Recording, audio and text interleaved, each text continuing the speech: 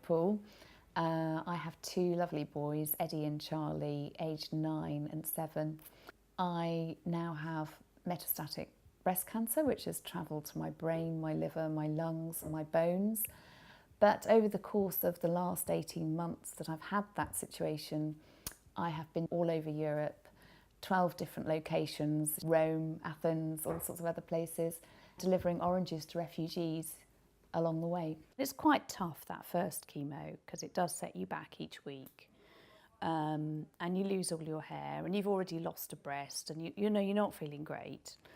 And then I had the radiotherapy, and I do remember knowing in the back of my mind that this can come back at any time. But after 4 years, you start to feel a bit blasé about it all, because you've had 4 years of being absolutely fine. And then I developed some strange headaches. I'd got a huge tumour the size of an orange in the back of my cerebellum, which is in a very risky area. 16 other tumours across my brain, if not more. It was stage 4, very serious prognosis. So I basically received that news that I may have about 3 months to live, which is pretty crushing. I was watching the news. I just was seeing all of these refugees coming off boats, little children in places like Greece and Turkey. And I was eating a lot of oranges because my oncologist had said to me that this was not only good for me, but it was also very thirst quenching. It was kind of giving me a lot of extra liquid as well. There are so many ways in which oranges are actually good for your health. So I'd been eating an orange at the time of watching the news, and then I thought to myself, here I am sitting in this comfortable environment eating an orange, but this little girl that's just got off the boat is actually more desperately in need of this orange than I am. And I thought it would be great if I could just give it to her, you know. And I think over probably a period of hours or so, the idea sunk in for me that actually I could. Why not? I could go and give them the oranges. I could get lots of oranges and give them out, and that would be very rewarding for me at this point in my life. And also it would be really good fun. I wanted to spend more time with my boys. I wanted to be able to travel with them. The idea of going to Greece or to Turkey with the oranges and with my boys was a great idea. We hadn't been to Bruges before, which is quite easy to get to by car. And on the way to Bruges is the Calais camp, you see. So I'd got them excited about the weekend away, and then I'd said, oh, and by the way, we're just going to take a lot of oranges and drop them at the Calais camp. We packed the boot full of oranges, and then I decided to take a picture of the boys in front of the oranges, and they were just, oh, right, we're going to take oranges then. That sounds fine. I suppose I just, at that stage, all I'd done is I'd put it up on Facebook. We're delivering oranges. And I'd put up a crowdfunder, which I'd seen other people do. And I thought we will go and carry on delivering them in other places across Europe because people need oranges. I need oranges. I was eating 3 oranges a day for my health. But at the same time, all of these other people need oranges if you're in a situation of poor health. And people just loved the idea, and I got instantly hundreds of pounds coming in. So the next destination we decided should be Greece because most of the refugees were coming over from Turkey over to the Greek islands. Obviously we didn't take them over with us by plane when you've got so many oranges growing in Greece. We actually went to an oranges festival that was happening on Rhodes at that time. It was a bit of a challenge because I have a weekly intravenous chemotherapy at the hospital, and I would have 1 week doing that, 2-3 weeks, and then I would have 1 week off. So I'd only have, you know, about 7-8 days maximum to go and do the oranges delivery.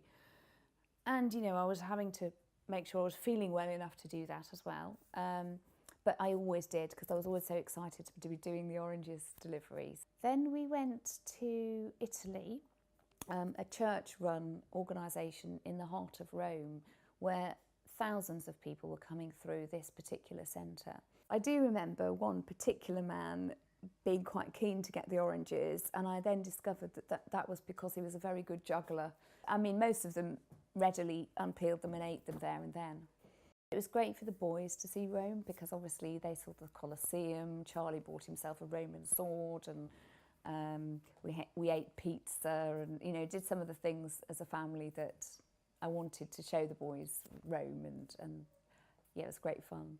After Rome, we went to Belgrade, and we went to a very big camp there, a very well-established camp. Berlin was fascinating because it was the only place where they really actually were on the ball with this in terms of receiving large numbers of refugees and trying to take care of them well. In Berlin, there were so many other people being philanthropic in this way. The situation was quite well known.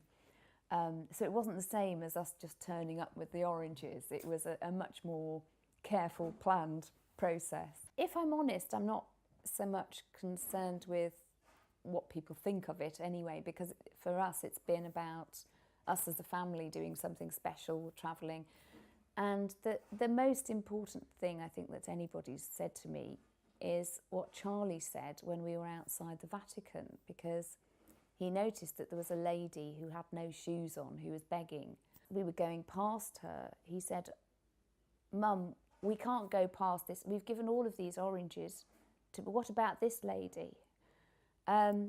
And it made me realise that the message had sunk in, that it was a good thing to give, to help people who are in need.